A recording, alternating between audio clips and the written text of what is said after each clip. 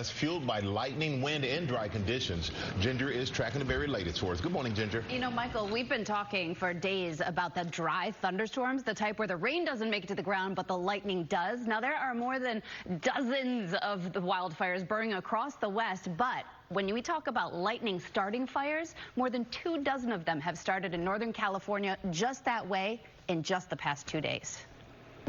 Overnight, the California family, the 6.5 fire ripping through, sparked by lightning strikes that make up the TCU September. That her grandma and her mom are living in.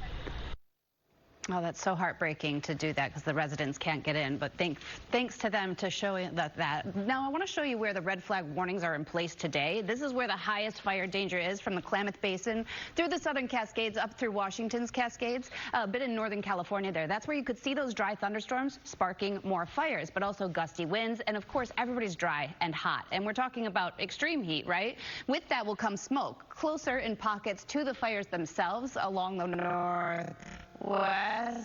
But watch how far the smoke travels into South Dakota, Iowa, parts of Nebraska, and then through tomorrow afternoon. Even Colorado, Kansas, Nebraska, all going to be feeling impacts. Wyoming, too. Even though the fires are not right on top of you, it kind of that near surface smoke makes it pretty far. Do want to show you the heat advisories that are still in place for at least today for Los Angeles and Burbank still. Temperatures in the 90s, if not above 100, depending on where you are.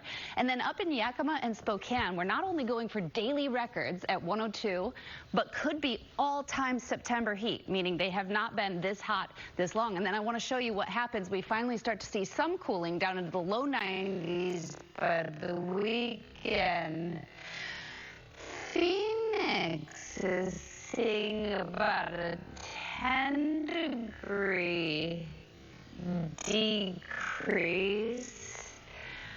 but that comes with monsoon storms. They desperately need them, but that can also cause flash flooding. I'll have more on that coming up. You always do okay, Ginger. Europe is banning a key ingredient from gel nail polish, and now could the U.S. do the same? But first, let's go back to Ginger. You know, so many of us were like, did I just get gel? Just making sure. Thank you, Robin. Let's start with Kansas City, Missouri, because they are preparing for severe storms later this evening. So the damaging wind is the main hazard that would come through with 60 to 70 mile-per-hour gusts that takes down power lines and trees.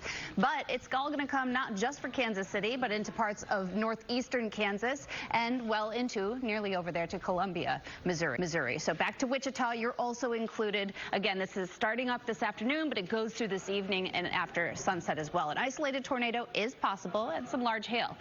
This is another powerful front, and we've already seen these powerful, very fall-like, or people call it false fall fronts, but look how cool everybody is. Minneapolis staying in the 60s, only 60 for a high on Friday. Milwaukee there, also into the mid-60s by the end of the week. And then we promised to check on the tropics because we are watching one area of thunderstorms that has a 70% chance to develop into a tropical depression in the next 7 days. That is looking more and more likely. The model's still taking it away from land, but we're going to be watching it closely. Either way, the next name on the list is Gabrielle, and so we'll be watching for the potential for Gabrielle, and we are headed up to the peak of hurricane season. Your local weather now in 30 seconds.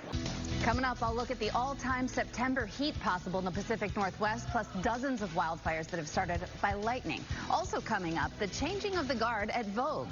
As always, good morning again. Hey, Michael, we are in the heart of fire season. You can see it on the map here. These are just fires that don't have much containment, but you focus in on Northern California the last 2 days. We have seen more than 24 wildfires started by lightning. And unfortunately, this morning, people are out of their homes, evacuated, and they had to do so quickly. This one here in the town of Chinese Camp, California, had homes burned to their foundation. And we're seeing more of these fires within a complex. They're calling it the TCU September Lightning Complex that are still burning. They're working really hard to get those out.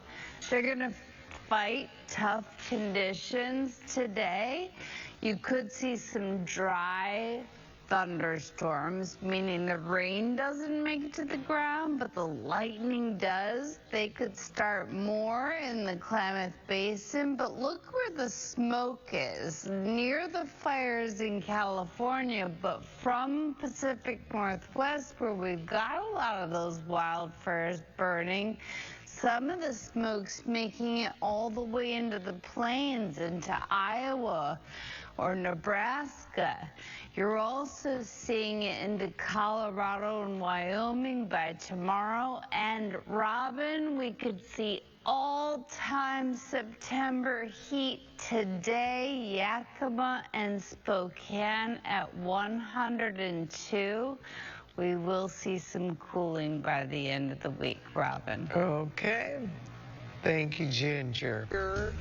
Also ahead, hits are dancing with the stars take over. The judges and the hosts are here.